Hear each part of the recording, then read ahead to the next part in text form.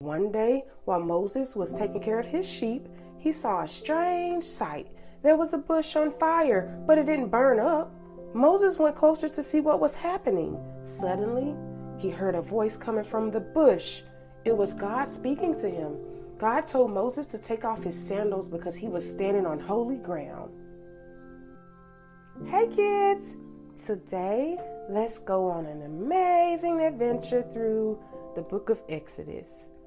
Exodus is when a large group of people leave a place all at once. For example, it can be like when a big crowd of people leaves a stadium after a sports game, or when a family moves from one house to another with all of their belongings. In stories, an exodus often refers to people leaving a place because they need to find a better place to live. From the Bible, imagine this story is like a big storybook. Once upon a time, in a faraway land called Egypt, there lived a group of people called the Israelites. They were God's special people, but they were very sad because they were slaves.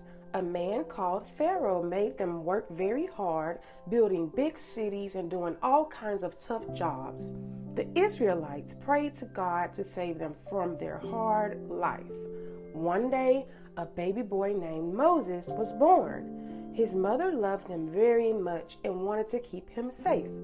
Pharaoh had made a rule that all baby boys born to the Israelites should be thrown into the river.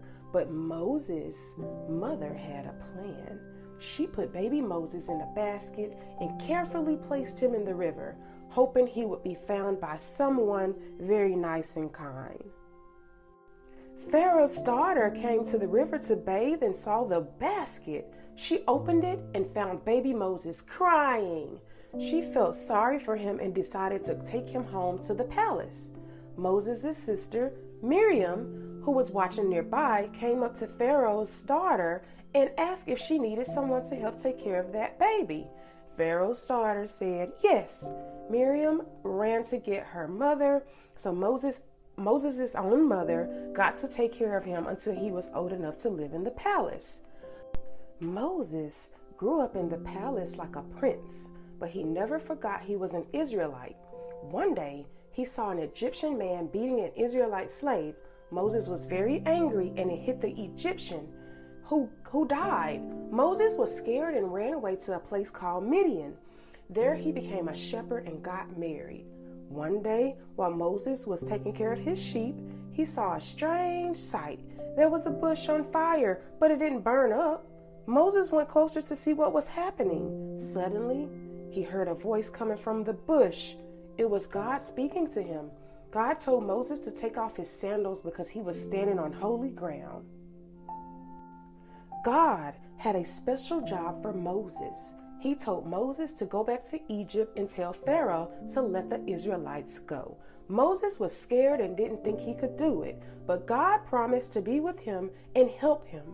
God even gave Moses' brother Aaron to him to speak to Pharaoh.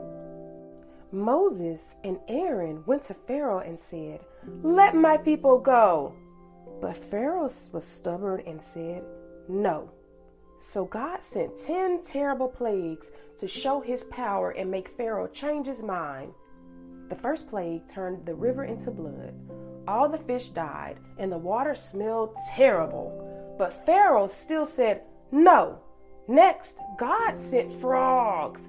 Frogs were everywhere, in the houses, in the beds, and even in the ovens. But Pharaoh still said no. Then came gnats, tiny insects that buzzed everywhere, followed by swarms of flies. But Pharaoh still said no. God made all the Egyptian animals sick and they died. But Pharaoh's heart was still hard. Then people got painful boils all over their bodies, followed by a hailstorm that destroyed crops and animals. Next came a swarm of locusts that ate everything green. After that, darkness covered Egypt for 3 days. It was so dark that people couldn't even see each other. But Pharaoh still said no. Finally, God sent the 10th and most terrible plague. The firstborn sons in every Egyptian family died, including Pharaoh's own son. This made Pharaoh very sad and scared. He finally told Moses and Aaron to take the Israelites and leave Egypt. Moses led the people out of Egypt. They were so happy to be free. They left quickly and followed God's guidance. God led them with a cloud during the day and a pillar of fire at night. They walked until they reached the sea, the Red Sea at that, but then Pharaoh changed his mind and sent his army to bring them back. The Israelites were trapped between Pharaoh's army and the sea. They were very scared and cried out to God for help. God told Moses to raise his staff over the sea. When he did, God made a path through the water. The Israelites walked on the dry ground with walls of water on both sides. Pharaoh's army chased after them. But once the Israelites were safe on the other side, God made the water come back. The sea swallowed up Pharaoh's army, and the Israelites were finally free from their enemies. In the desert, the Israelites had many needs, and God took care of them. When they were hungry, God sent food from heaven called manna. It was like bread, and they collected it every morning. When they were thirsty, God told Moses to strike a rock and water flowed out. God wanted to teach the Israelites how to live good lives, so he called Moses to the top of the Mount Sinai. There, God gave Moses the 10 commandments written on 2 stone tablets. These were special rules to help the people love God and each other. The commandments included loving and worshiping only God, honoring parents, and not stealing or lying. God stayed with the Israelites and guided them with the cloud and fire. He showed them how to build a special tent called the tabernacle, where they could worship him. God loved his people and wanted them to trust him and follow his ways. And so the Israelites continued their journey, learning to trust in God's promise and his great love for them. God loves us so much that he has a very special plan for each and every one of us in our lives. Isn't that incredible?